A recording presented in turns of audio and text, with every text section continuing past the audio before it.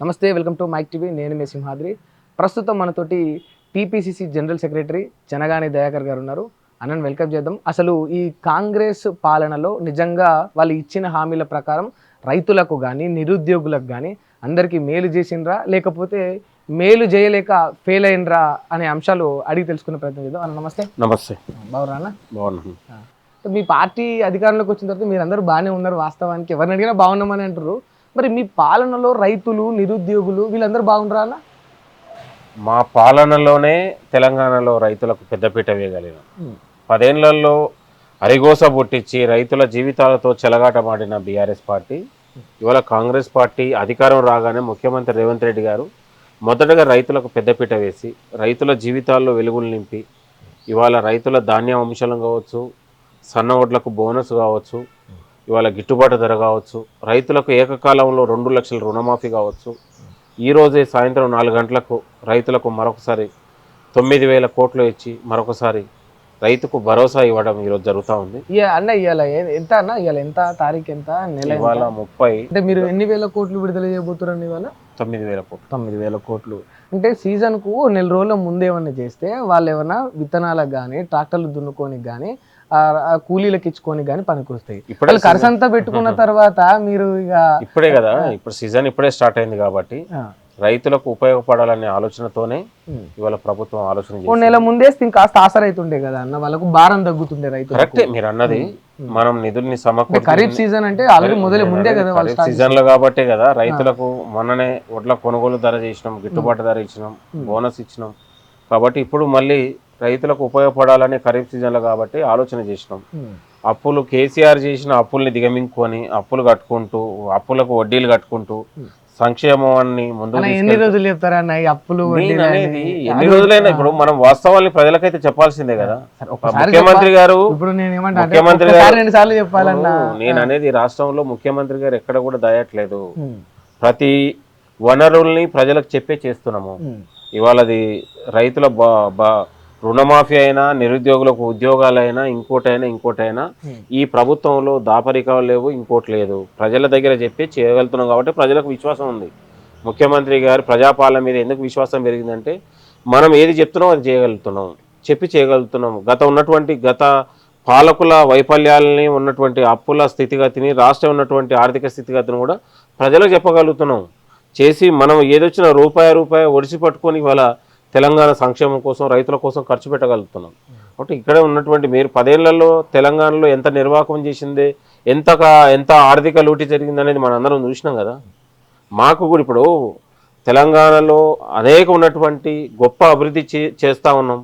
ఇంకా ఉన్నటువంటి రైతులకు ఇంకా అభివృద్ధి చేయాలనే ఆలోచన కలుగుతూ ఉంది. మీరు కేవలం అభివృద్ధి గురించి అని ఇంత గట్టిగా చెప్తా ఉన్నారు, కానీ మాకు వినిపిస్తున్న మాట ఏంటంటే కేసీఆర్ 10 ఏళ్లలో దోచుకుంది ఎంతో తెలియదు, కానీ 2.5 ఏళ్లలో అంతకు మించే రేవంత్ రెడ్డి దోచుకుంది అనేది బాగా వినిపిస్తా ఉందన్న. చాలా మంది సన్యాసులు ఆధారాలు లేకుండా ప్రభుత్వం పైన చిల్లర మల్లర మాట్లాడే కొంతమంది సన్యాసులు ఉంటారు. వాళ్ళకు మేము సమాధానం చెప్పాల్సిన అవసరం లేదు. ప్రజలతోనే మేము సమాధానం చెప్తాం, ప్రజలతోనే బుద్ధి చెప్తాం. ఇవాళ ప్రజాపాలనకు ప్రజల తీర్పు అనేది మీరు పార్లమెంట్ ఎన్నికల్లో చూసారు. జూబ్లీస్ ఎన్నిక, కంటోన్మెంట్ ఎన్నికల, పార్లమెంట్ మన మున్సిపల్ ఎన్నికల, గ్రామ పంచాయతీ ఎన్నికల్లో ఇవాళ ప్రజల తీర్పే దీనికి నిదర్శనం. ముఖ్యమంత్రి గారి యొక్క పాలనకు ప్రజల తీర్పే కదా. కాబట్టి మనం అడుగడుగున ప్రతి ఎన్నికలలో తెలంగాణ సమాజం నీరాజనాలు పలికింది. ఇవాళ కాంగ్రెస్ పాలనకు పెద్దపీట వేసింది. ఇదే ఉత్సాహం, ఇదే ఫలితాలు మళ్ళా 2029లో జరిగే ఎన్నికల్లో పునరావృతం అవుతాయి. 2029 ముచ్చట మీరు చెప్తుండ్రు, బట్ చాలా మంది ఏమంటారు, ఈవెన్ బీఆర్ఎస్ నాయకుల్లో పెద్ద వాళ్ళు కూడా ఇప్పుడు ఎన్నికలు వచ్చినా కూడా రేవంత్ రెడ్డి ఆయన సిట్టింగ్ సీటు కోల్పోతారట, కొడంగల్లో గెలవడం. అసెంబ్లీ గేట్ను కూడా బీఆర్ఎస్ నాయకులను తాకనీయం. మీరు రాసిపెట్టు. అసెంబ్లీ గేట్లను కూడా బీఆర్ఎస్ హరీష్ రావు, కేటీఆర్ ని తాకనీయం, రాసిపెట్టుకోండి. మళ్ళీ కాంగ్రెస్ పార్టీ అధికారం రాబోతా ఉంది, వస్తుంది. దాంట్లో సందేహం ఏం లేదు. సీట్ల లెక్క ఇప్పుడు ఇవాళ మేము 60 సీట్లకి వచ్చేసరి సీట్ల లెక్క తేలాల్సింది తప్ప బరాబర్ కాంగ్రెస్ పార్టీ అధికారం వస్తుంది. సీట్ల లెక్క తేలాలా అంతే. బరాబర్ మేము 80, 90, 100 అని చెప్పలేము, కానీ 100% మేము కాంగ్రెస్ పార్టీ అధికారం వస్తుంది. దాంట్లో సందేహం ఏం లేదు. పూర్తి స్థాయిలో వ్యతిరేకత ఉంది కదా? ఎక్కడ వ్యతిరేకత లేదు. బీఆర్ఎస్ పార్టీ నాయకులు వాళ్ళ సోషల్ మీడియా, వాళ్ళ మీడియా ఉన్నటువంటి గులాబీ మీడియా చేస్తున్నటువంటి ప్రచారాలు తప్ప తెలంగాణలో ప్రతి గ్రామంలో, ప్రతి పట్టణంలో ఇవాళ ప్రజాపాలనకు ఇవాళ ప్రజల మద్దతు ఉంది, రైతుల మద్దతు ఉంది, యువత మద్దతు ఉంది, ఇవాళ మహిళల మద్దతు ఉంది. తెలంగాణలో మహిళలకు పెద్దపీట వేయగలిగినాం. ప్రతి వ్యాపారాలలో ప్రతి ప్రైవేటు ఇవాళ ఇండస్ట్రీలు కానీ పెట్రోల్ కానీ మహిళలు వాళ్ళ చేతుల మీద వాళ్ళు నిలబడేటట్టు ఇవాళ ముఖ్యమంత్రి గారు ఒక గొప్ప అభివృద్ధి కార్యక్రమాలు మహిళల్లో వెలుగులు నింపాలనే ఆలోచనతోని ఇవాళ వాళ్ళకు ప్రతి క్యాంటీన్ల కాంచి మొత్తం కూడా మహిళల చేతుల మీదుగా వాళ్ళకు ఒక ఆర్థిక శక్తిని తయారు చేయడానికి ముఖ్యమంత్రి గారు ఆలోచన చేశారు. గతంలో ఈ పరిస్థితి లేకపోతుండే. మీరు బతుకమ్మ చీరలైనా గతంలో సూరత్ చీరలు ఇస్తే మన ముఖ్యమంత్రి గారు రాఖీ కడితే ఎవరికైతే మన ఇంట్లో ఆడపిల్లలకు ఎలాంటి చీరలు పెడతాం అలాంటి అంత గొప్ప చీరలు ఇచ్చిన ఉదయం ఉండాలి. రంగు చీరలు ఎందుకు ఇచ్చారు అందరూ? అది ఒక్కొక్క రంగు చీరలు ఇస్తే అవి స్పెషల్ గా ప్రభుత్వం నుంచే వచ్చినాయని వాళ్ళకి తెలియకుండా వాళ్ళు ఏ దావత్కైనా ఏ పండగకైనా కట్టుకునేటట్టు ఉంటుండే కదా. అవి ఒక సింబాలిక్ గా చూడడానికి కూడా ఒక క్వాలిటీ ఉంది. ఇవాళ వాళ్ళ ఉన్నటువంటి ఒక పాలపిట కలర్లో ఆ చీరని చూడడానికి కూడా అది వేరే వేరే కలర్ అని కాదు, అది ఒక సింబాలిక్ అన్నట్టు ఇది మా రేవంత్ అన్న ఇచ్చిందని చెప్పుకోవడానికి.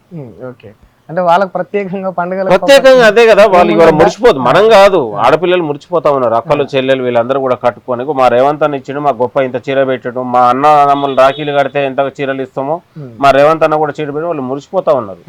మహిళల నుంచి ఇచ్చినటువంటి స్పందన అది. గత ఈ సన్యాసులు ప్రభుత్వం మీద ప్రజాపాలన వ్యతిరేకత ఉంది. అరే వ్యతిరేకత ఉంటే ఎన్నికలు ఇప్పుడు పెట్టిన ఎన్నికలలో ఎందుకు కాంగ్రెస్ పార్టీకి ముఖ్యమంత్రి గారికి ఎందుకు నీరాజనాలు పలుకుతారు? కాంగ్రెస్ పార్టీ ఎక్కడ పెట్టినా అఖండ విజయాన్ని ఎందుకు సాధిస్తా ఉంది? ప్రజల మద్దతు ఉంది కాబట్టే కదా నేను అనేది. నిజంగా పూర్తి స్థాయిలో ప్రజల మద్దతు ఉందా అన్న, లేకపోతే ఏమన్నా పెయిడ్ ఆర్టిస్టులు? ఎందుకు అని అంటే నేను ఒక వీడియో చూసిన అన్న, మీరు ఇల్లులు కూల్చే క్రమంలో దుమ్మెత్తి పోసిండ్రు రైతులకు. ఈ ఏదైతే మీరు యూరియాకి సంబంధించి యాప్ పెడతామని అన్నారు, అప్పుడు రైతులు దుమ్మెత్తి పోసిండ్రు.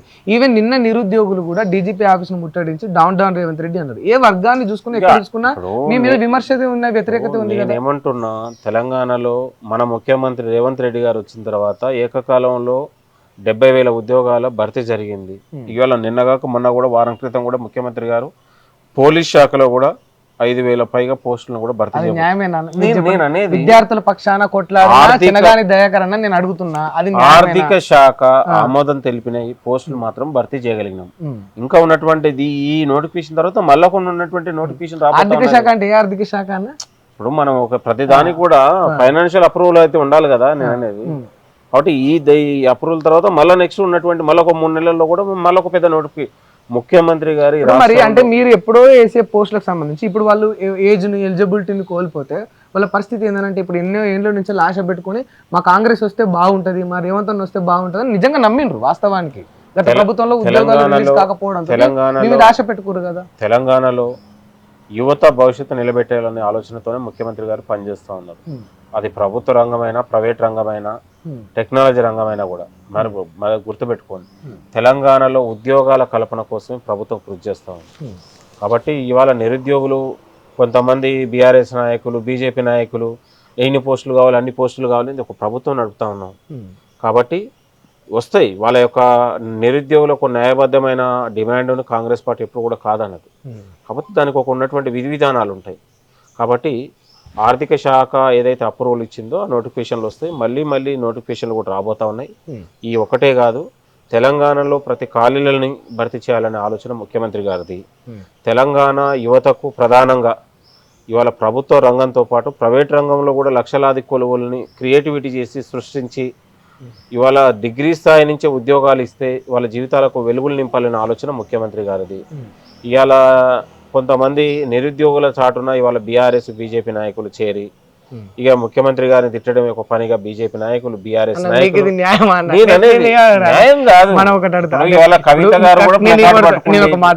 మీ హయాంలో నిరుద్యోగులు ధర్నా చేస్తున్నాం, వాళ్ళు నిరుద్యోగులు ఎప్పుడు మీరు ప్రతిపక్షంలో ఉన్నప్పుడు, ఇప్పుడు మీరు అధికారంలోకి వచ్చినాక ధర్నా చేస్తే వాళ్ళు పార్టీ నాయకులు ఎట్లయితారన్నా? బీఆర్ఎస్ హయాంలో తెలంగాణలో ఏ ఒక్క ఉద్యోగాలన్నా సక్రమంగా పెట్టగలిగినరా? గ్రూప్ 1 నిర్వహించగలిగిరా? గ్రూప్ 2 నిర్వహించగలిగిరా? డిఎస్సి పెట్టగలిగిరా? తెలంగాణలో ఇవాళ 10 ఏళ్లలో వాళ్ళు చేసినటువంటి నిర్వాహకం నిరుద్యోగులకు చేసిన ద్రోహం కాంగ్రెస్ ప్రభుత్వం ముఖ్యమంత్రి వచ్చిన తర్వాత మనం గ్రూప్ 1 పెట్టగలిగినాం, గ్రూప్ 2 పెట్టగలిగినాం, డిఎస్సి పెట్టగలిగినాం, ఎస్ఏ కానిస్టేబుల్ ఇవ్వగలిగినాం, గ్రూప్ 4 పెట్టగలిగినాం. తెలంగాణలో ఇవాళ నిరుద్యోగులు ఒక విశ్వాసం పెంచేటట్లు ముఖ్యమంత్రి గారి యొక్క పాలన కానీ ప్రజాపాలన ఉంది. ఆ హయాంలో బీఆర్ఎస్ హయాంలో మనం చూసినాం గ్రూప్ 1 లాంటి పేపర్లు లీకేజ్ చేసి, గ్రూప్ 2 పేపర్ లీకేజ్ చేసి, కనీసం ఇంటర్మీడియట్ పరీక్ష 10th క్లాస్ పరీక్ష కూడా నిర్వహించలేని అసమర్థులు బీఆర్ఎస్ నాయకులు. వాళ్ళు కూడా ఇవాళ కాంగ్రెస్ ప్రజాపాలన గురించి మాట్లాడితే మాకు సిగ్గు అనిపిస్తూ ఉంది. కనీసం ఇంటర్మీడియట్ ఫెయిల్ అయితే 37 మంది చనిపోయారు. దానికి కనీసం ఏ ఒక్కనన్నా అరెస్ట్ చేసినటువంటి సందర్భాలు ఉన్నాయా? తెలంగాణ వచ్చిన తర్వాత మన ముఖ్యమంత్రి రేవంత్ రెడ్డి గారు కాంగ్రెస్ పాలన వచ్చిన తర్వాత ఎక్కడ ఉన్నటువంటి 10th క్లాస్ కావచ్చు, ఇంటర్మీడియట్ కావచ్చు, ఇవాళ టీఎస్పీఎస్సీ టీజీపీఎస్సీ పరీక్షలు కావచ్చు, అది ఉన్నటువంటి డిఎస్సీ అయినా, ఎస్ఏ కానిస్టేబుల్ అయినా, లేకపోతే ఉన్నటువంటి గ్రూప్ 2 అయినా, ఎక్కడ కూడా పరీక్షల నిర్వహణ కావచ్చు, పరీక్షలు నిర్వహించే విధానం కావచ్చు, ఒక పారదర్శకతకు పెద్దపీట వేసింది. ఎక్కడ కూడా అక్రమాలు లేకుండా, ఎక్కడ కూడా లోటుపాటు లేకుండా మనం చేయగలిగినాం. ఎవడన్నా బీఆర్ఎస్ నాయకులు మాట్లాడితే వానికి సిగ్గుండాలి బీఆర్ఎస్ నాయకులు. కాబట్టి బీఆర్ఎస్ నాయకులు ఆత్మ పరిశీలన చేసుకోవాలి. యువత జీవితాలతో చెలగాటమాడింది బీఆర్ఎస్ నాయకులు. యువత జీవితాలతో ఆత్మహత్యలకు ప్రేరేపించేలా వ్యవహరించింది బీఆర్ఎస్ నాయకులు. కాంగ్రెస్ ప్రభుత్వం యువత భవిష్యత్తు కోసం ఆలోచన చేస్తూ ఉంది.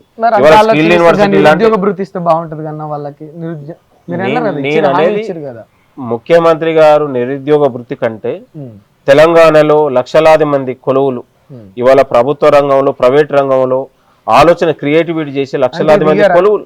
నేను అడుగుతున్నా, ఇది ఇప్పుడు నిరుద్యోగ వృత్తి ఇప్పటికిప్పటికి అది సాధ్యమయ్యేది కాదు. నేను చెప్తా ఒప్పుకుంటున్నారు. ఎందుకంటే నేను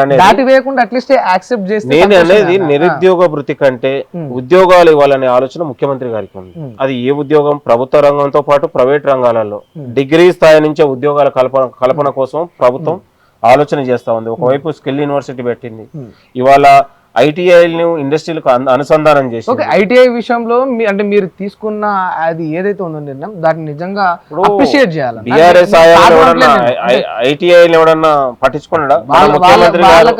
ఐటీఐని దాదాపు నిజంగానే 2500 కోట్ల 2500 కోట్ల రూపాయలు వెచ్చించి మళ్ళా వాటిని ఒక పునర్నిర్మాణం చేసే పరిస్థితి తీసుకొచ్చినాం.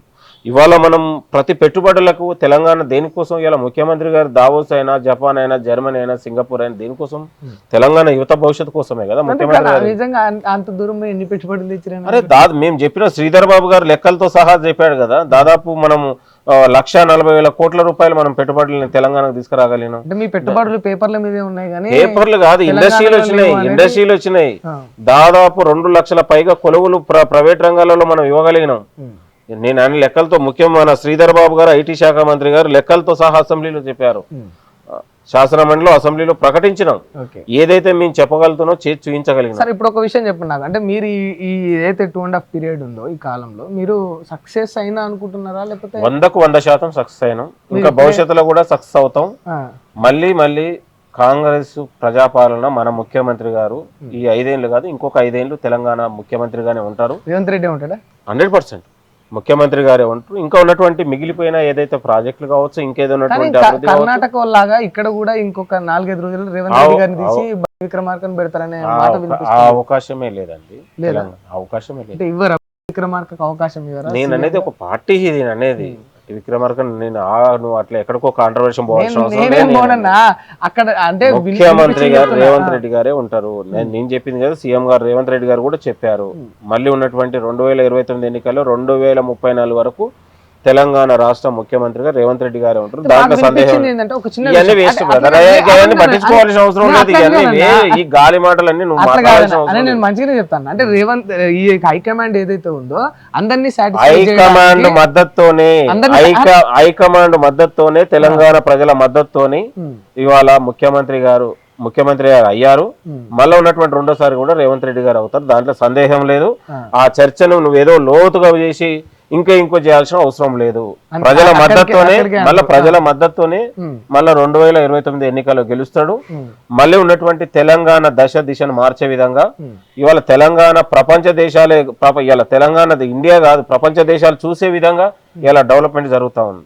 ఎందుకు డెవలప్మెంట్ అంటే ఇలా ఎడ్యుకేషన్ హబ్గా, ఇండస్ట్రియల్ హబ్గా, ఫార్మా హబ్గా ఇవాళ తెలంగాణ రాష్ట్రం అనేది ఒక అనువైన పెట్టుబడికి అనువైన రాష్ట్రంగా, ఇవాళ ఎడ్యుకేషన్ హబ్గా మీరు చూస్తే ఇవాళ తెలంగాణలో ఇవాళ భవిష్యత్తులో ఇంకొక 10 ఏళ్ల తర్వాత 20 ఏళ్ల తర్వాత తెలంగాణ బిడ్డలు ఇవాళ అమెరికాకో, జపాన్, జర్మనీకి పోయి లేకపోతే లండన్ పోయి ఆస్ట్రేలియా వెళ్ళాల్సిన అవసరం లేదు. తెలంగాణలోనే విద్యతో పాటు ఉపాధి, ఇవాళ ప్రభుత్వ రంగం, ప్రైవేటు ఉద్యోగాలు, ప్రభుత్వ ఉద్యోగాలు ఇక్కడే ఉన్నటువంటి అవకాశాలు వస్తాయి.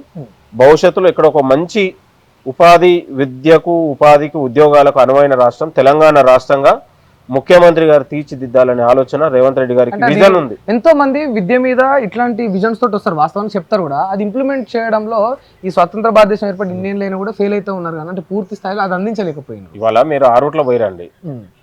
ఇవాళ నీకు హైదరాబాద్ పబ్లిక్ స్కూల్ కంటే అంతకు 100 రెట్లు అద్భుతమైన ఆ రూట్ల తెలంగాణ పబ్లిక్ స్కూల్ ఏర్పాటు చేసినాం. 10 ఏళ్లలో ఎవరైనా బీఆర్ఎస్ నాయకులు ఆలోచన చేశారా?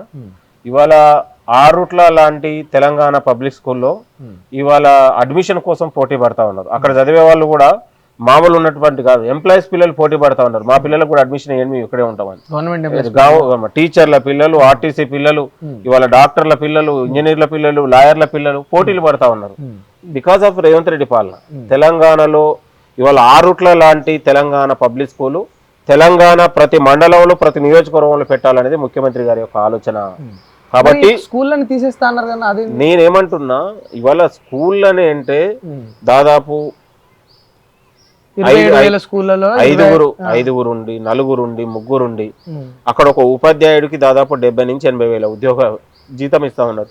4కి 5 దాన్ని షిఫ్ట్ చేసి అనుకో, ఒకటే చోట ఉన్నటువంటి అవకాశం ఉంటుంది. అన్ని వేల స్కూళ్ళు నిజంగా అంటే చాలా తెలంగాణలో 1 నుంచి 9 వరకు లేదా స్ట్రెంత్ ఉన్నటువంటి దానికి ఒక 2-3 టీచర్లు ఇంకా ఉన్నటువంటి. ఇప్పుడు హైదరాబాద్, రంగారెడ్డి, మేడ్చల్ లాంటి ఏరియాలో తెలంగాణ ఉన్నట్టు గవర్నమెంట్ స్కూల్లో అడ్మిషన్లు దొరకవు, కానీ టీచర్ల కొరత ఉంది మీరు చూస్తే. కానీ స్టూడెంట్స్ ఉన్న టీచర్ల కొరత అంతకుంటే అంతగా. ఇక్కడ ఉన్నటువంటి మీ రంగారెడ్డి, హైదరాబాద్లో దాదాపు 1-1.5 స్ట్రెంత్ ఉన్నటువంటి గవర్నమెంట్ స్కూల్స్ నడుస్తూ ఉంటుంది. కాబట్టి కొన్ని రూరల్ స్కూళ్ళల్లో ఇప్పటికీ అక్కడ స్కూల్ నడవక 1, 2, 4, 5, 3 వచ్చే పిల్లల దగ్గర కూడా దాన్ని మనము 100% ప్రాక్టికల్ డేటా ఉందా దానికి సంబంధించి? 100% డేటా ఉంది. తెలంగాణ పబ్లిక్ స్కూల్ ద్వారా, తెలంగాణ ఇంటిగ్రేటెడ్ స్కూల్ ద్వారా తెలంగాణలో ఒక నారాయణ చైతన్య కంటే, ఒక ఇంటర్నేషనల్ స్కూల్ కంటే గొప్ప విద్యను ముఖ్యమంత్రి గారికి ఇవ్వాలనే ఆలోచన. ఇవాళ ప్రభుత్వం ఒక గొప్ప విద్యని విద్యార్థులకు ఇస్తే వాళ్ళు చదువుకునే ఆలోచన చేయాలని, కాబట్టి నైపుణ్యంతో కూడిన విద్యను అందిస్తే వాళ్ళ జీవితాల్లో వెలుగులు నింపుతాయి అనే ఆలోచన ముఖ్యమంత్రి గారికి దూరదృష్టితోనే ఈ ఆలోచన చేస్తున్నారు. కాబట్టి ప్రతి నియోజకవర్గంలో దాదాపు ఇంటిగ్రేటెడ్ స్కూల్స్ దాదాపు 10 ఎకరాలు 20 ఎకరాల్లో గొప్ప స్కూల్స్ పెట్టి తయారు చేస్తూ ఉన్నారు రానున్న భవిష్యత్తు. తెలంగాణ రాష్ట్రం వైపు దేశం ఎందుకు చూస్తుందంటే ఇవాళ ప్రధానంగా ఎడ్యుకేషన్ డెవలప్ చేయాలనే ఆలోచన. మన దేశంలో ఇప్పుడు కేరళ రాష్ట్రం ఉంది. కేరళ కంటే కూడా ఇంకో 10 ఏళ్లలో అద్భుతమైన రాష్ట్రం, అక్షరాస్యతలో, విద్యా వ్యవస్థలో అద్భుతమైన రాష్ట్రంగా తెలంగాణ ఉండబోతా ఉంది. దాంట్లో సందేహమే లేదు. 10 ఏళ్లలో విధ్వంసమైన తెలంగాణ ఎడ్యుకేషన్ సంబంధించి ఇవాళ ముఖ్యమంత్రి రేవంత్ రెడ్డి గారు దాన్ని పునర్నిర్మాణం చేసి ఒక క్వాలిటీతో పాటు, విద్య అంటే క్వాలిటీ, నాణ్యతతో పాటు స్కిల్ యూనివర్సిటీ, స్కిల్ లాంటివి ఉన్నటువంటి పిల్లలకు స్కిల్, నాణ్యతతో కూడిన ఎడ్యుకేషన్ ఇవ్వాలనే ఆలోచన చేస్తూ ఉన్నారు. థ్యాంక్ యూ అన్న. Thank you. రైట్, చూసారు కదా, ఇది దయాకర్ అన్న చెప్తున్న అంశం. ఏదైతే ఈ తెలంగాణ రాష్ట్రంలో 2.5 ఏళ్ళ ఈ కాంగ్రెస్ పాలనలో గతంలో 10 ఏళ్ళు విధ్వంసం జరిగితే ఈ 2.5 ఏళ్లలో అద్భుతం జరిగింది. ఎవరు ఊహించని విధంగా విద్యాశాఖ కానీ లేకపోతే ఈ యొక్క రైతాంగాన్ని కానీ అద్భుతంగా తీర్చిదిద్దుతూ ఉన్నాం. లండన్, అమెరికా, ఆస్ట్రేలియా ఇట్లాంటి దేశాలకు వెళ్ళే పరిస్థితి లేకుండా ఆరుట్ల వంటి గ్రామంలోనే అంత అద్భుతమైన విద్యను అభ్యసించే ఫెసిలిటీస్ని ఈ తెలంగాణ రాష్ట్రంలో కాంగ్రెస్ ప్రభుత్వం కల్పిస్తుందని స్పష్టంగా చెప్తా ఉన్నారు. మరి దీని మీద మీ అభిప్రాయం ఏంటనేది కామెంట్ రూపంలో తెలపండి. Right, thank you.